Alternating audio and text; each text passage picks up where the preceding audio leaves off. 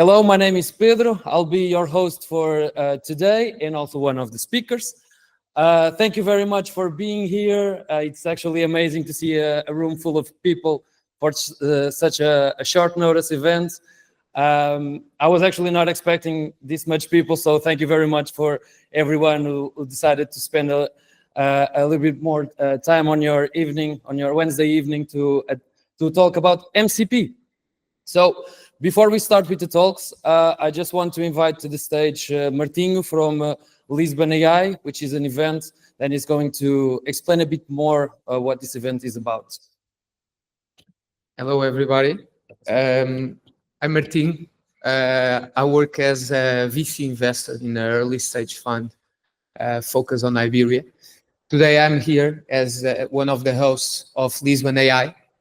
Basically, what I want to tell you is we all see the signs that the tech ecosystem is starting to flow here in Portugal. We have this bunch of unicorns. We have a lot of tech talent base here. We have Web Summit.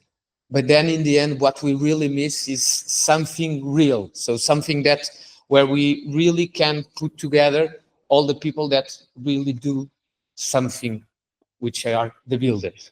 So we are basically doing this event in November. It will have like 2 days. Only 300 people, no corporate partners, no media, no tourists, nothing, only builders. We are lining up a list of 20 speakers. This will be basically the 20 topics that we will cover. Foundation models, platforms, tooling for AI, physical AI, ethics and sustainability. We have 10 speakers already lined up. Malte from Versal, Elliot from Lovable. In case you don't know this guy, he has 16 years old. He's an amazing builder. We have Cristina, Portuguese, one of the founders of Talkdesk, one of the first unicorns we had here. And David from Databricks. We have people from 11 Labs. So we are really popped up here. If you are interested, just search for lisbonai.xyz. We are starting with the sale of the tickets, still on the early bird phase. So just apply and we will enter in contact with you. And that's it. Thanks.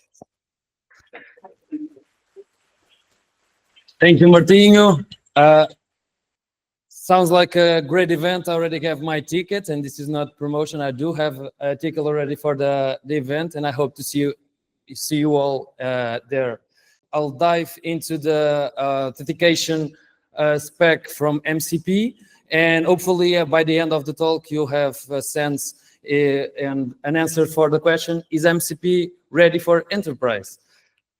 So the talks that I'll cover, I'll present a bit more about myself. I'll explain very briefly what MCP is, because by now, most of you already know what MCP is, probably. And then I'll talk specifically about MCP authorization. So a bit about myself. I'm Pedro, as I already presented myself. I'm a full-time software engineer at SingleStore and a part-time sports lover. So if you've been following the FIFA Club World Cup, let's talk after the event. I'll leave here my socials if you want to follow me or connect on LinkedIn, Twitter, and GitHub, or if you want to open an issue or a PR on SingleStore MCP Server, you can also follow my my profile. I've been very active there. Feel free to join. It's open source. And who am I to give you this talk? Well, I'm the currently lead developer on SingleStore MCP Server. I've attended the first Dev Summit in San Francisco back in May this year. And I've already contributed to the official MCP Python SDK a few times, which is the language that our MCP server is actually written.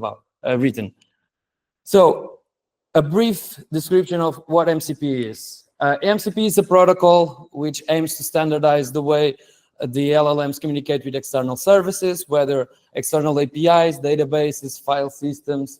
Was released by Anthropic back in November 2024. So it's very, very recent. And although it's very recent, it's becoming more and more popular with us having already almost 5,000 MCP servers registered, according to Pulse MCP back as of today.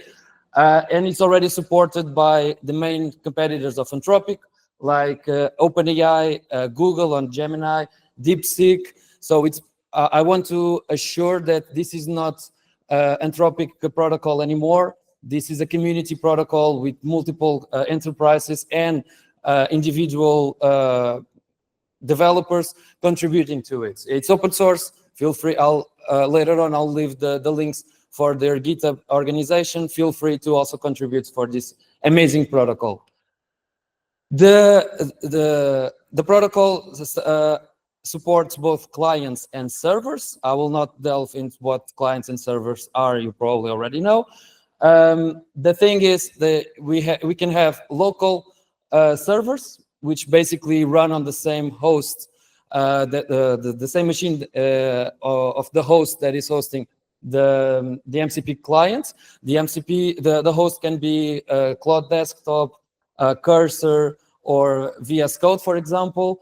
While the remote server, it's a server running somewhere in the internet. You can actually think about it as a REST API, for example. We're not reinventing something new here. The principle is the same. And just to ensure, the authentication spec only refers to remote servers. That's why I felt the necessity of explaining, of its distinguish both of them.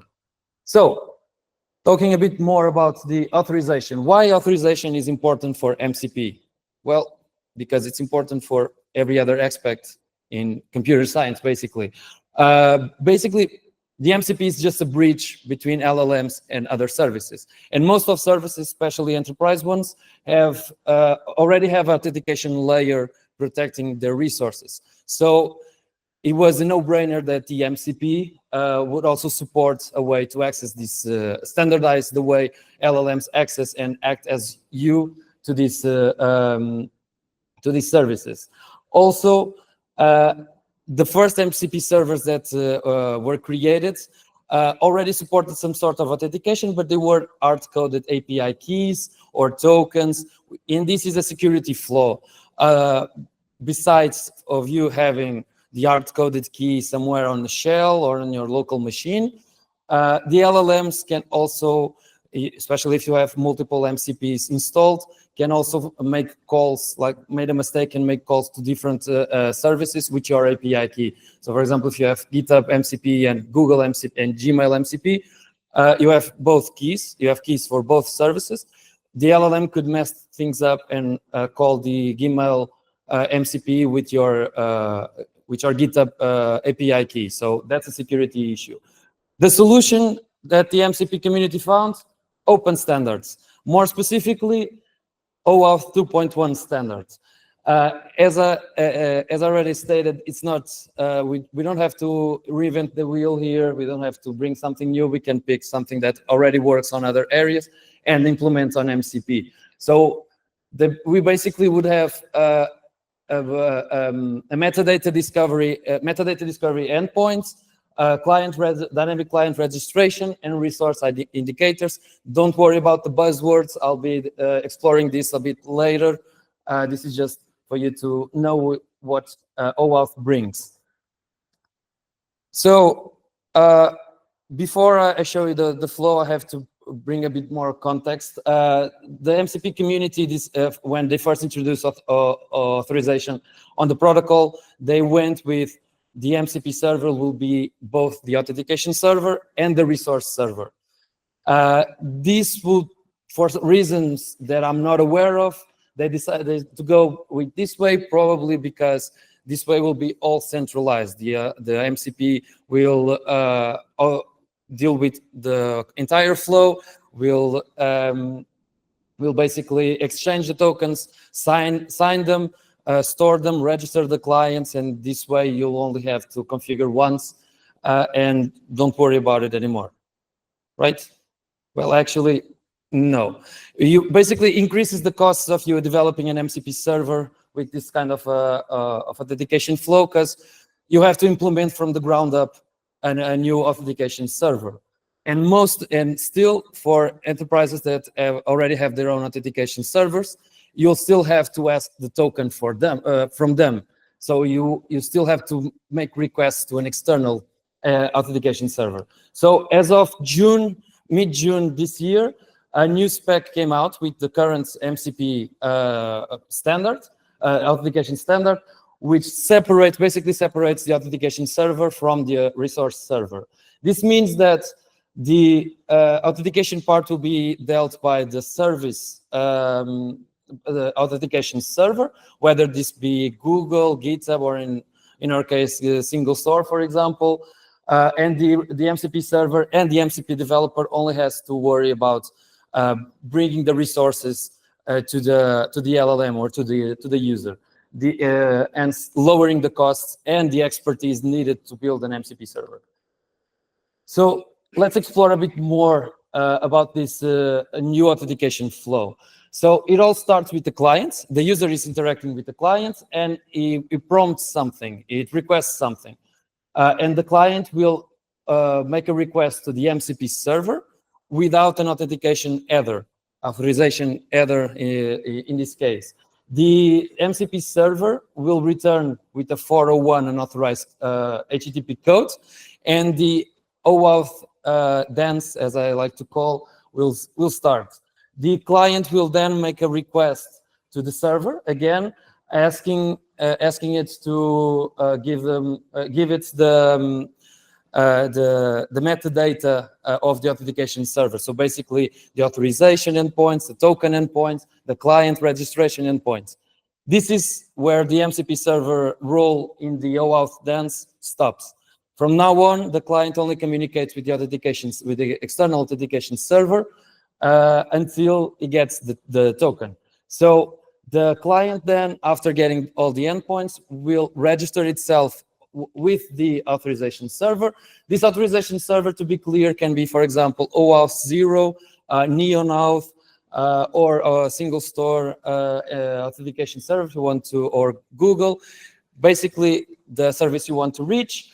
It will register itself, then we'll try to exchange the authorization codes, and then get the token to access the service. And now the dance is over. The client performs the same request as did here at the beginning to the server, and this time it has the authorization header with the token. And the MCP server will return the resource that the user asked if the token is valid. This approach has a lot of benefits from the other one, especially because this integration is plug and play. The user doesn't have to do anything else than introduce their credential or log in with their Google account, GitHub account, or any provider that you want. It also separates the concerns between MCP server and the authorization server. The clients only access trusted authorization servers that they can discover. So basically, the ones that the MCP server handed them, and this is increased the security, and also centralize the implementation across the organization. So if, for example, SingleStore only has to implement one authorization server, because all other applications, including the MCP server, will use that authentication logic. But this approach also comes with their own trade-offs.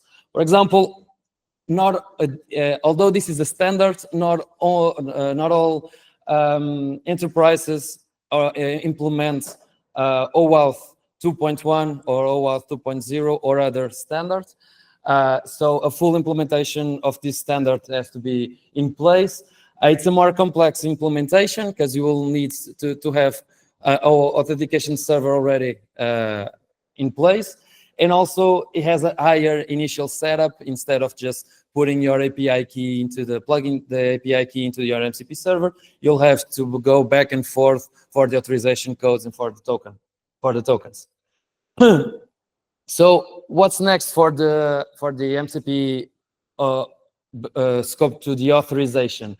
Well, from my research on the community and also on the spec, the MCP community is focusing on bringing MCP authorization on flows where users are not present. For example, in embedded systems where there's no user to input their credentials.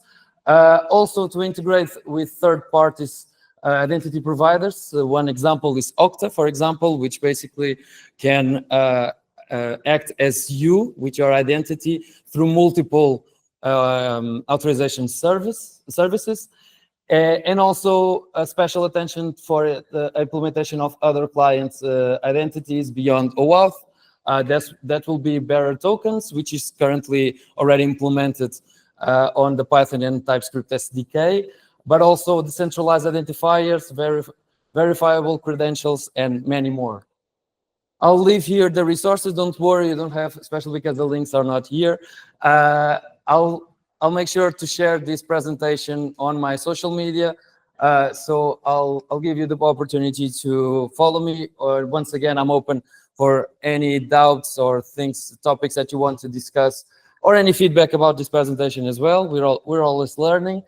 Once again, thank you so much for your attention. And now I'll be hearing some of your questions. Thank you. Hello. Just want to quickly compare A2A Google's protocol to this new spec. That would be great.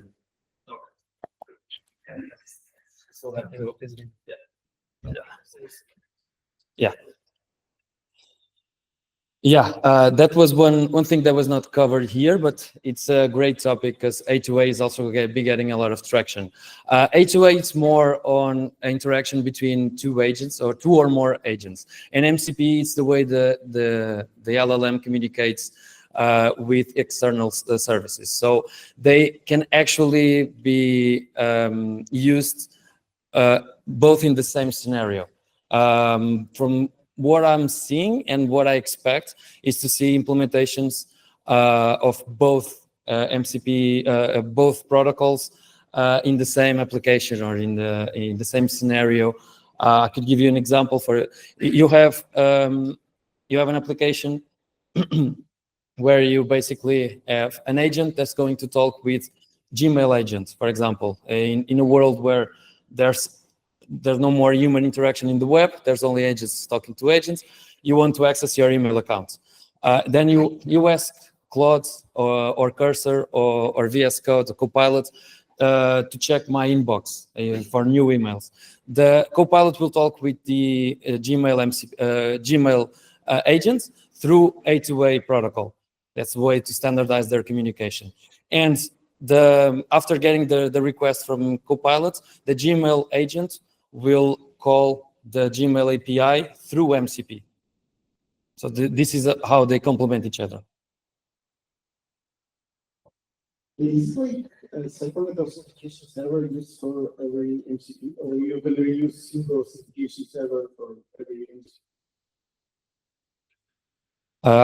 I'm not sure if I understood the question. Is it like if it's good for all MCPs or some could benefit from having a centralized one? Like when you deploy your MCP server and you deploy separately this authentication server, and for example, when you deploy several MCP servers, can you use single authentication server for those deployed MCP servers?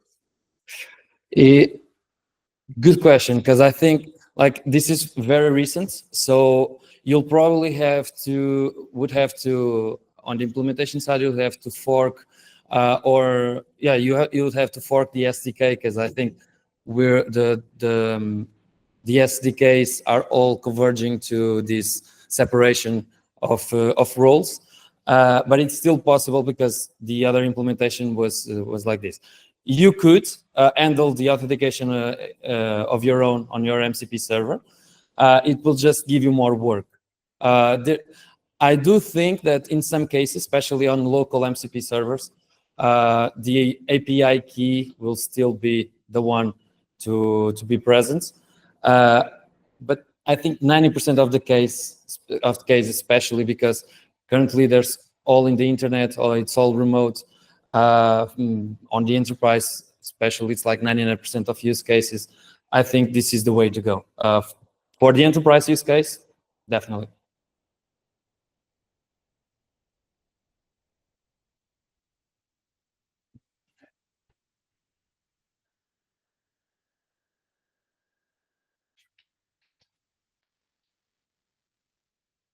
So at the end, you listed a bunch of authentication features and improvements that are coming soon. Which ones are coming first? I do believe, I'm not sure. I wish I was in the steering committee, but for this protocol, I'm not. But from my perspective, I would guess maybe the middle one, especially because Okta folks are already too deep into the steering committee.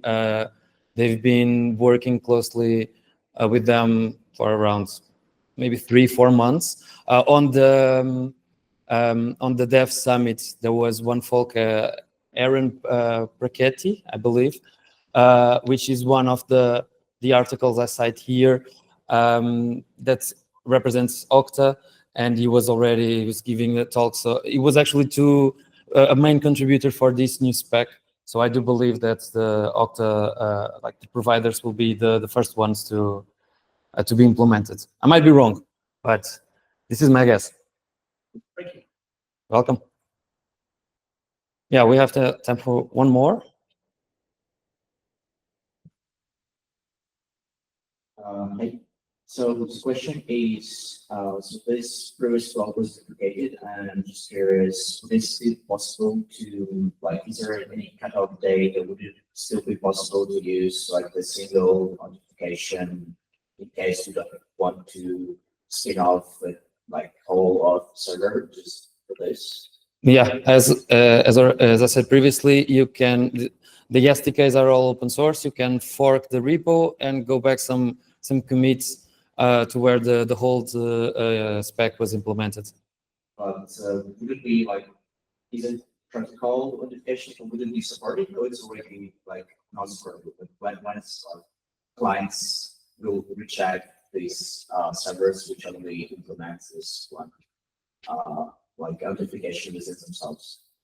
You're asking when enterprises are going to adopt this new spec, or when if the old way will be completely removed from the repo? Yeah, so I'm trying to understand. For example, we had a server before, like which uses the old spec, like a new client, for example, like would it still possible to connect with this old spec, and like when will it be no longer possible? Well, it is, especially if you already have an implementation. The code would just work because you have a previous or an older version of the SDK. It might be trickier for you to get updates without messing with the authentication part. Still possible. I believe if you forked the SDK and then just sync and revert every time the authentication. So this new, like the most newest SDK, it's not possible to use a like old style connection to the server. Okay. I don't think the MCP protocol is heading that way. It's still possible, but it's hard to maintain. I invite to the stage another Pedro Figueiredo from Databricks to explain to us why our MCP server is not an API.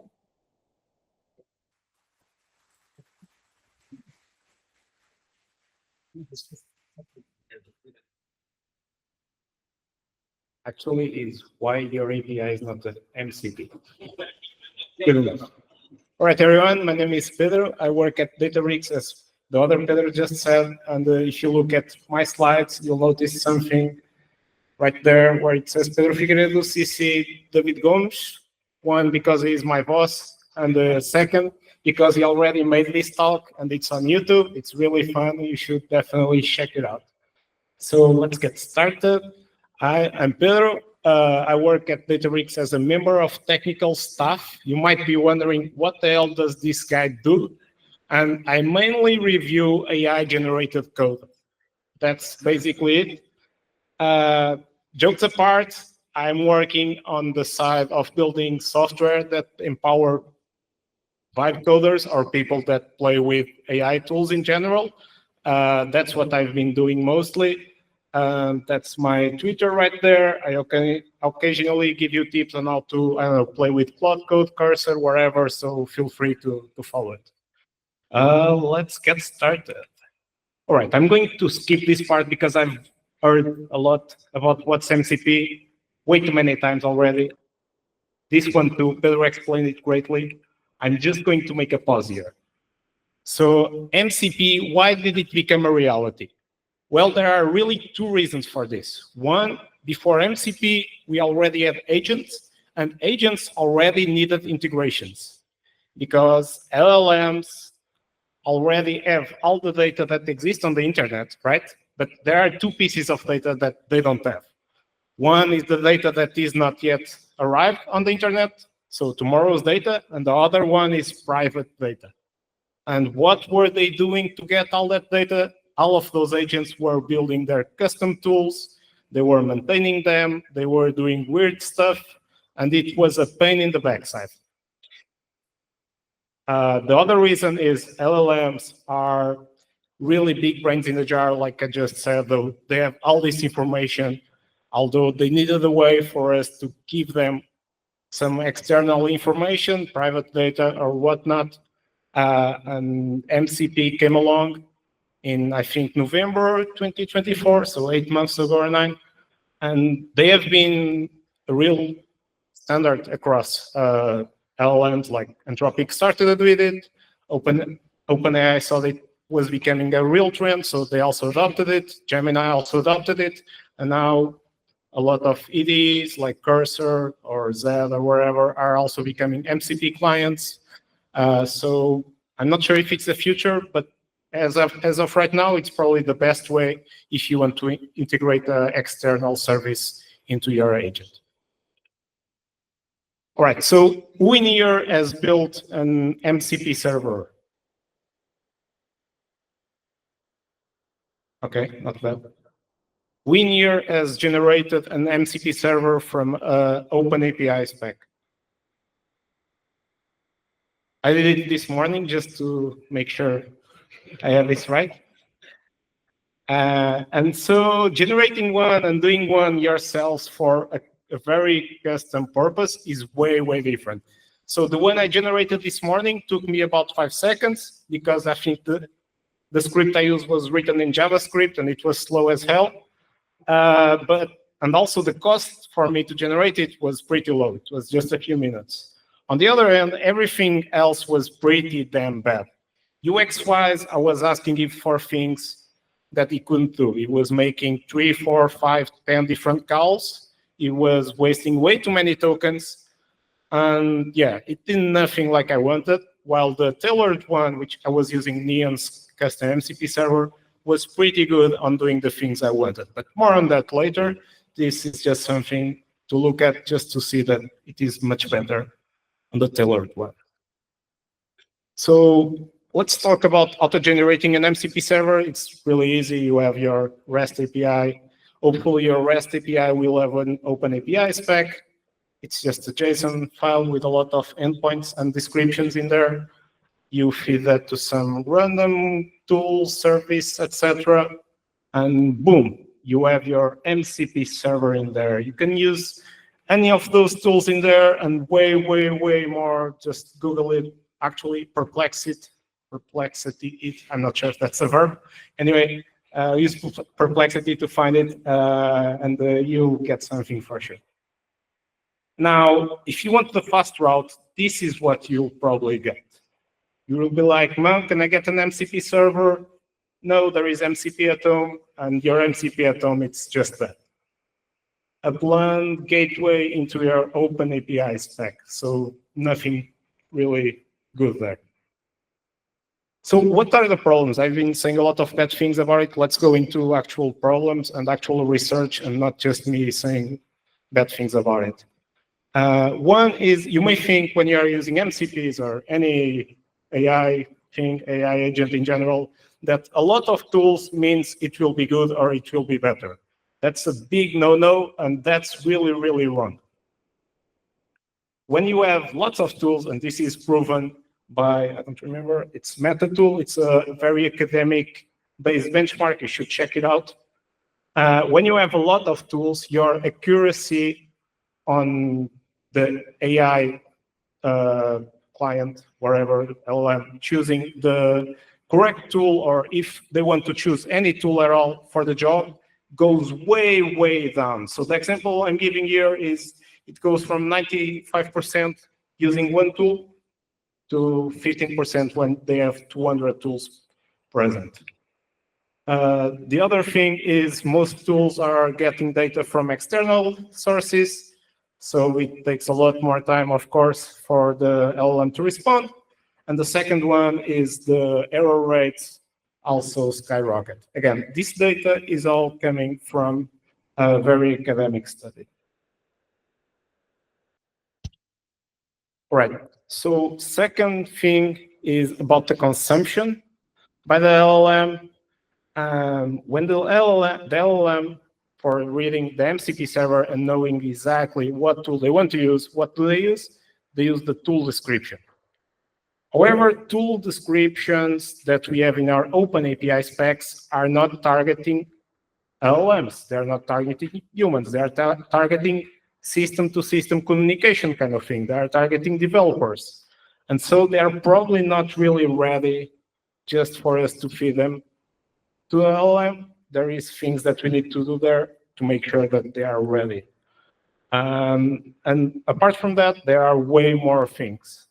There is this token load crisis, and that's just because there are way too many tokens with jargon that doesn't matter at all for LLMs, like HTTP code 200, like, I don't know, JSON encoding, way too many things around HTTP that don't matter, error tokens and stuff like that. And that's just polluting the whole context of the LLM. Other thing is there is no semantic context, meaning the descriptions are very good from a technical perspective, but they don't tell you the why and when you should be using that tool to the LLM. And then the examples are usually very poor. When we want to feed examples to an LLM, what we want is when you should be using it and what should happen when you use it. So very human targeting alike. That's just like a graphic that basically tells us how severe those problems are. I guess last problem I'm going to talk about is the open API design. It's not made for LLMs or not made for humans, and LLMs are very human alike. You need to give good prompts to LLM, everyone knows that, but it's the same for human. You also need to give good prompts to humans, else they will do a bad job overall. And so we have a lot of issues here. One of them is the resources. So when let's talk about the order system or order API. And let's say that you wanted all my orders, that would be something like /user, /user ID, /order, /order ID, or something like that, or just one order. For the LLM perspective, this is a big burden to understand what does this do and when they should use it. While if you give it a nice description and you just tell it, for me, if you want to get a user's if you want to get a user's order, you should use this tool called get my order or something like that. And so again, there is some data that says that the tool selection accuracy will drop a lot if you are just giving them these ridiculous endpoints. Other thing is humans think way different from, I guess, developers. Those are also humans sometimes. And what do I mean with this? Let's say, again, let's talk about e-commerce.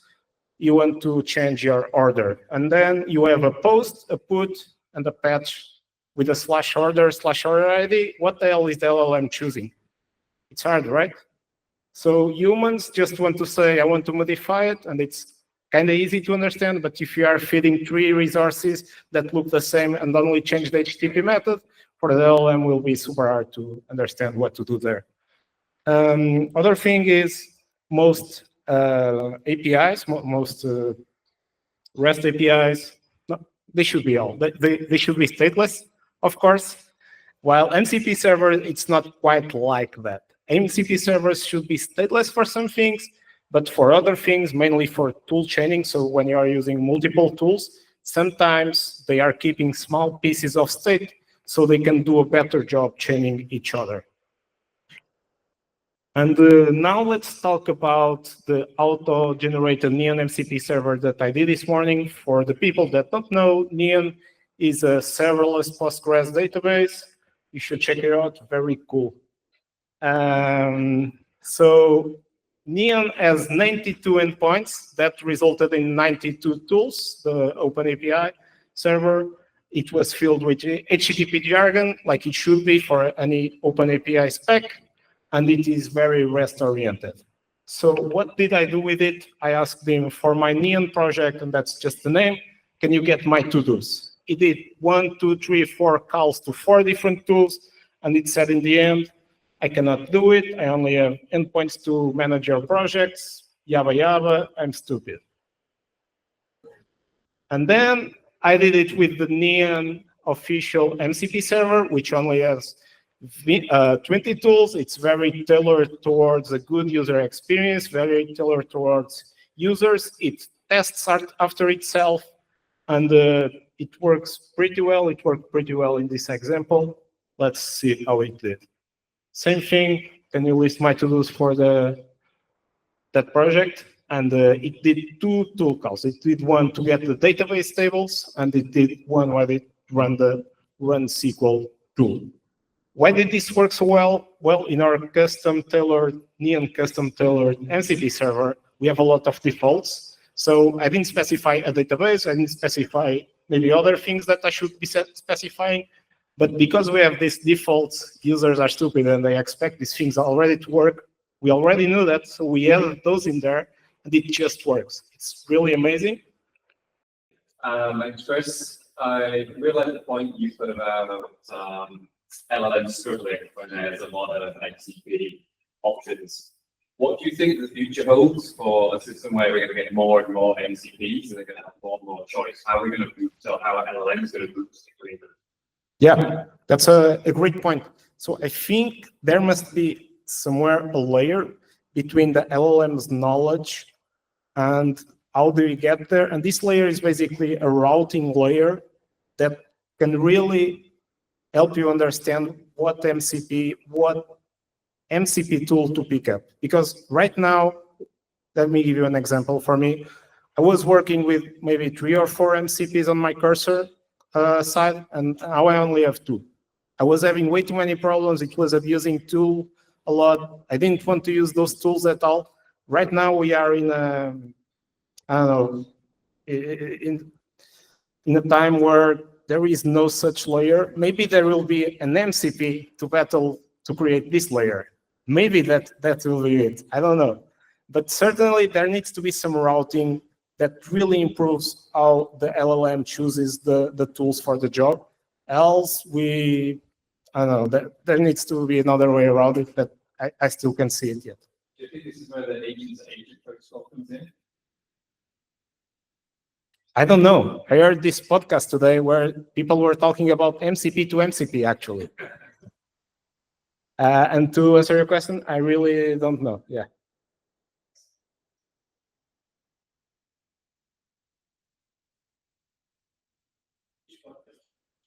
Sorry? Also, I don't know the name, but I can give you. Anyone else? So you said that in a really nice graph showing more tools you've got, performance goes down. So you said in your official Leon MCP you have 20 tools. So as you go along with that tools, is it harder to argue to add them? We try not to add them too much unless we really know there is a use case for that. That's basically how we are playing it. Actually, so funny story, in Neon, we have a client, which is an app builder similar to Rapid, Lovable, all of those, which is called same.new, and they are using Neon's MCP server as one of their tools in their toolchain for whenever someone says, hey, I want persistence in this application. And so they will, instead of having created their own tool, they are just asking to the agent to know when to pick that up.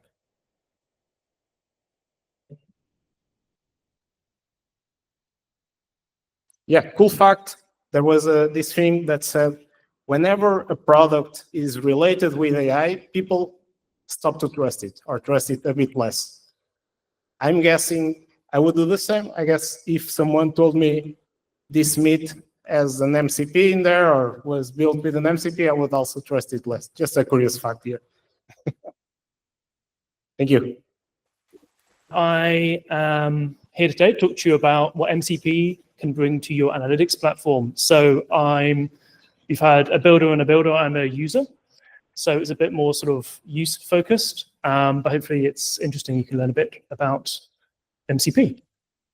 So I'm Will Martin. I'm a technical evangelist at Dremio.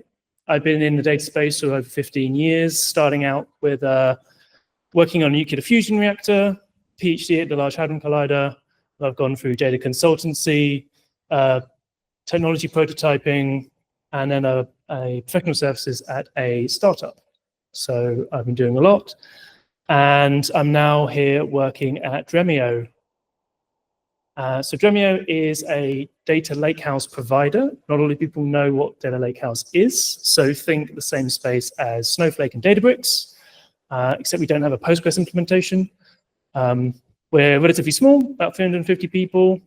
And we, like I said, do data lakehouses. So I'll talk briefly about what those are. So you've probably heard of a data lake. You've heard of a data warehouse. It's a combination of the two and the strengths of both. So you get the low-cost scalable storage of a lake, and you get the reliable transactions you'll see in a warehouse or a database. And how you do it is you add a little structure to your lake, and it turns it into a lake house. So you start with a lake where you've got your compute and your storage, and they're separate. And you add two things. You add a table format, which is metadata about your data, and you add a data catalog, which is a metadata manager. Essentially, points to the correct thing, and then your lake becomes a lake house. So typically, a lakehouse platform will look like this. So you have a file format to write your data in, table format to write your metadata in, an enterprise catalog to manage your metadata, and basically act as the go-between between your data and your query engine, your compute. So for Dremio, we look like this. We write data in Parquet, metadata on Iceberg. We have our own enterprise catalog, which has Polaris under the hood, which is open source. And we have our own query engine, which is our under the hood as well. And you'll notice that these are all open source implementations all the way through.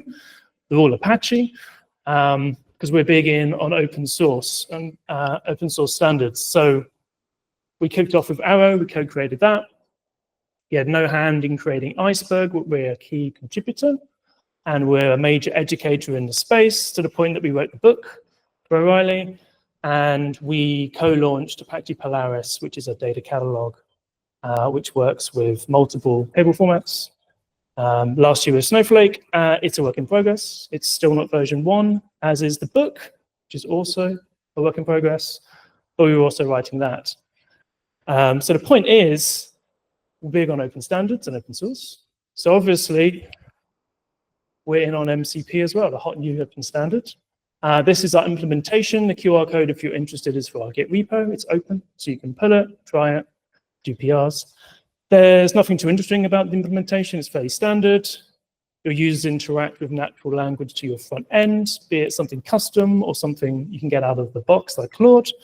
Talks to whatever LLM you like. So there's nice flexibility there, and it just does the usual. So it lets you interact with the Dremio platform in a governed, secure way. So that's the basics. So what can you bring to your analytics platform? So a big problem in analytics is producing your data, right? It's all about producing clean data and looking at your data. And the discussion and the problem that's always talked about for the last few years is self-service. So the problem is you have engineers that do all the work, do your E, your T, and your L, and your consumers, the people who do the analytics, are at this far end, and they don't touch the data until it's ready. And there's issues. They don't refine anything, so there's user frustration. You do tickets, you go back and forth refining your data, so there's frustration, and time to value is a bit low, slow, and then it's costly. You get data duplication. So the solution, the idea that's always talked about for several years is called self-service. So the idea that these guys on the right shift over a bit and get involved. You go from doing an ETL process to an ELT. So your engineers extract and load your data to a bronze, and then your consumers who know the data and what it should look like do the rest. They transform it. So the concepts, the benefits are these guys are empowered because they're doing the work, time to value goes up, and the costs are reduced because you're processing only the things you want to do, and your engineers are happy because they're not building stuff that they're not using, they're not maintaining stuff they're not using, and they're free to do something more interesting. And also the idea of data ownership is clearer. These guys are doing all the work, the consumers are doing the work, so if something goes wrong, it's on them. Very nice.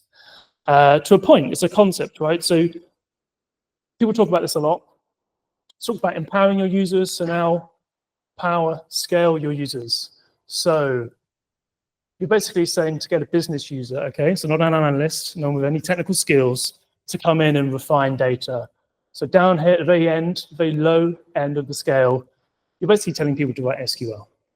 And it seems quite simple. It's been around for a while, it's not going anywhere. It's common, but you get a lot of raised eyebrows when you suggest that someone who doesn't do any coding does this. So self-service is tough to sell to people, but a few years gone by and then Gen AI turns up and you get some nice features to help these people write SQL. So they're still writing it, but it helps them do it. So you have text to SQL, auto generation of documentation, things like this, checking your errors. Nice and lovely, but it kind of narrows the tool set a little bit. These things tend to be fixed to a platform. So it kind of narrows your flexibility a little bit. And then coming in November of last year, MCP comes in and just sort of spikes the graph, right? So it's all natural language if you want. You don't even have to write any SQL. It tells you what it's running in the, whatever your front end is. So if you're inclined to learn, you can learn and see what it's doing. So it's very educational and helps people do this. And you can do everything through the front end, right? You do your discovery, you do your insights, you generate graphs, and you can even create things through it. So it's not just discovery, you can actually produce and transform your data all through the LLM. It's kind of game-changing for these guys. But that's all very obvious, right? I basically said your analytics MCP helps you do analytics. Like you'd guess that, right? What else are they going to do? But the title of the talk is what can it bring to your analytics platform? Platform's there for a reason, because there's more to it. So this is a diagram of the Dremio analytics platform. Ignore every single box except for these two, right? The key word is platform. It's something you deploy, and something you deploy needs to be managed and observed. You need to see how healthy it is and what it's doing, especially if you're running, say, a software implementation. It's not a SaaS thing. So you're running it on-prem or in your own cloud or something. You need to make sure it's healthy and what people are doing on it. So really, your MCP needs to do more than just analytics. It should do some more interesting things. So for our implementation, we also have what we call modes, which are really just groups of tools. So we have one set of tools that helps you access tables and data, does the obvious, but then very useful stuff. So for self, helps Dremio inspect itself, the cluster, what its workloads are, and the usage patterns, so you can see how people are using your platform. And then we also have a bunch of tools for Prometheus integration for monitoring and alerting. So you're not just letting your analysts have fun and use AI and MCP, you also open up the space, because that's the promise, right? It's going to revolutionize the whole business, the whole industry. So you get tools for more people in your business to keep your platform working. So your analysts can look for data patterns, your engineers can use the same tool set, but also inspect the workloads and optimize things, because that's also something that gets ignored in self-service. Engineers don't just build data and pipelines, they refine stuff, keep it efficient. And also you've got monitoring and loading, so your infrastructure team can use stuff as well. They're not left out of this fun new tool. And that's it. So if anything I said was interesting, or you want to actually just try out some of this stuff, First up, the first QR code is a link to some agentic AI workshops. So these are run by a guy called Anakit at Dremio. He's the guy that wrote our MCP server. So you've missed one already, but the next one's Friday. So if you want to log in and hear the guy talk and try stuff out, there you go. And if anything else in the space is interesting, this second QR code is for our university page. So we have a bunch of courses on general stuff like what Iceberg is, what a lakehouse is, but also Dremio-specific stuff and tutorials. So you can spin Dremio up on your laptop and run Claude and get an MCP server running. There you go. I noticed on the MCP slide, we have the prompts and you modify your prompts based on the house data. You can. So it depends, like it's kind of been discussed already. The more you have, the more complex it will be. So you can point it to the right direction. You can ask quite basic stuff like, here are my tables.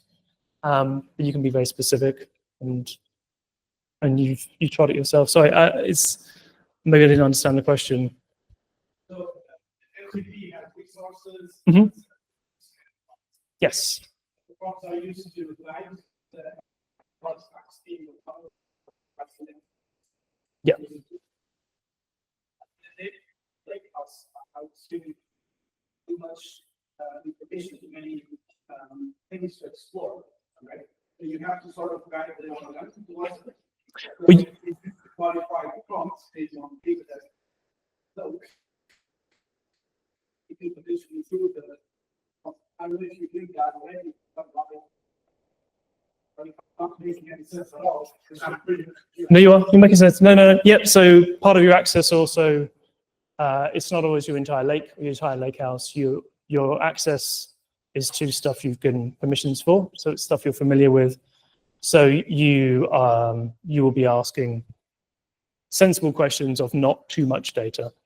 But you are right. But finding the prompts really does help and get stuff down. But that's the one beauty of the whole tool, right? The idea is you don't have to be technical. You just have to understand what you want to do. So a business user knows, say, if they're in a customer 360 or like an HR division, they know the data and what to ask. They don't care about where it's stored, how it's partitioned, how to optimize a query, things like that. That's all out the window.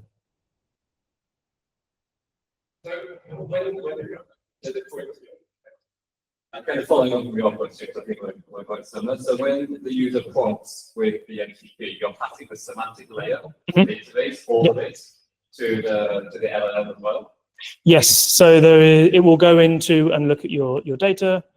It will inspect the tables, the schema, but also will look in your metadata in your semantic layer. So it will look in any documentation you've got, so wikis, and also like tags and things like this. So it is attached to the system prompt, but it's part of the tool to go and explore the semantic layer. You can do, so there is a specific semantic layer tool search, but it even works on older versions of Dremio that don't have this newer semantic layer, and it will just go of its own accord and inspect this stuff. So it'll pick up tags because it's an LLM and understands the context. It's quite elegant because back in the day, people were going to pass the whole DBT semantic layer to the system prompt, and they just do it semantic. Yeah. Thanks. And before wrapping this up, this event, I could not go without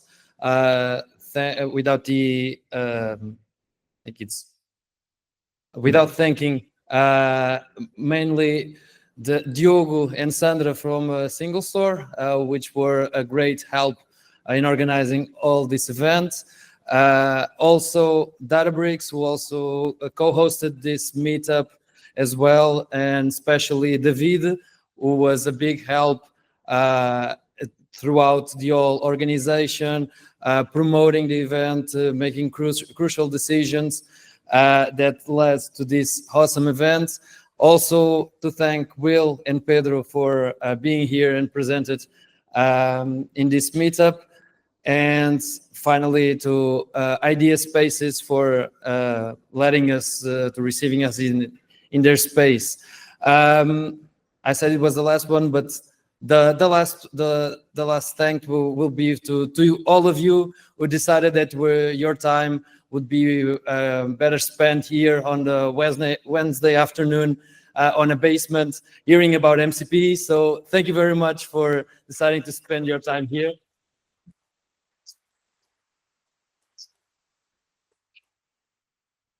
And now, what I think it's the most awaited time, I would like to invite you all to the first floor where we have drinks, beer especially, foods, and a lot of networking. See you all there. Thank you.